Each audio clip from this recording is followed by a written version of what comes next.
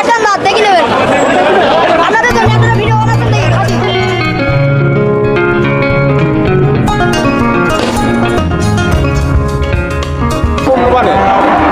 এই আনুমানিক কতটুকু গোশ হতে পারে গাই?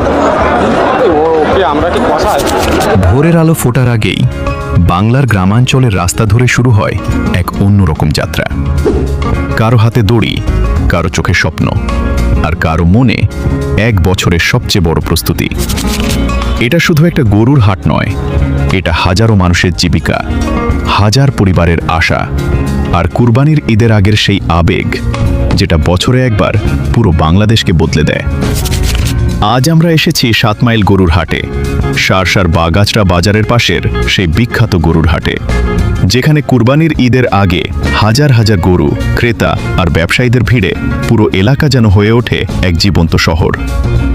দূর থেকে দেখলে মনে হবে শুধু গরু কেনা বেচা হচ্ছে, কিন্তু একটু কাছে গেলেই বোঝা যায় এখানে বিক্রি হচ্ছে মানুষের পরিশ্রম, বিক্রি হচ্ছে টানা 1 বছরের ঘাম আর পরিবারের স্বপ্ন। এই হাটে আজ আমরা দেখেছি দেশের বিভিন্ন জেলা থেকে আসা অসংখ্য গরু। কেউ এনেছে কুষ্টিয়া থেকে, কেউ পাবনা, আবার কেউ সীমান্ত এলাকার খামার থেকে। আর সবচেয়ে অবাক করার বিষয় হলো এখানে বেশিরভাগ মানুষই আসলো খামারি নয়, অনেকেই বিভিন্ন এলাকা থেকে গরু কিনে এনে এই হাটে বিক্রি করছেন ব্যবসায়ী হিসেবে। তুমি একাই 30 সাল আরেকজন আরেক হাটে গেছে কিনতে কালকে আবার নাগর যাবো জিগরকাতে যাবো আর রাতের বেলা নিউ মার্কেট যাবো যশোর নিউ মার্কেট। আসল গরুর মালিক বা খামারিদের সংখ্যা তুলনামূলকভাবে খুবই কম।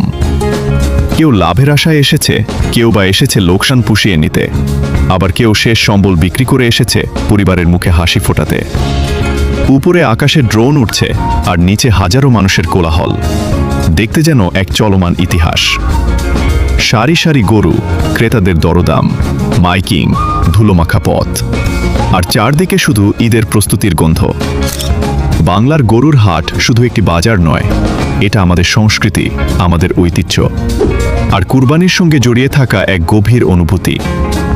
কুরবানি শব্দের অর্থ ত্যাগ। শুধু পশু কুরবানি নয়, মানুষ নিজের ভেতরের অহংকার, লোভ আর স্বার্থপরতাকেও ত্যাগ করার শিক্ষা পায় এই ঈদ থেকে। ঈদুল আজহা আমাদের মনে করিয়ে দেয় হযরত ইব্রাহিম আলাইহিসসালামের সেই অবিশ্বাস্য ত্যাগের ইতিহাস, যেখানে আল্লাহর সন্তুষ্টির জন্য তিনি সবচেয়ে প্রিয় জিনিসটিও কুরবানি করতে প্রস্তুত ছিলেন।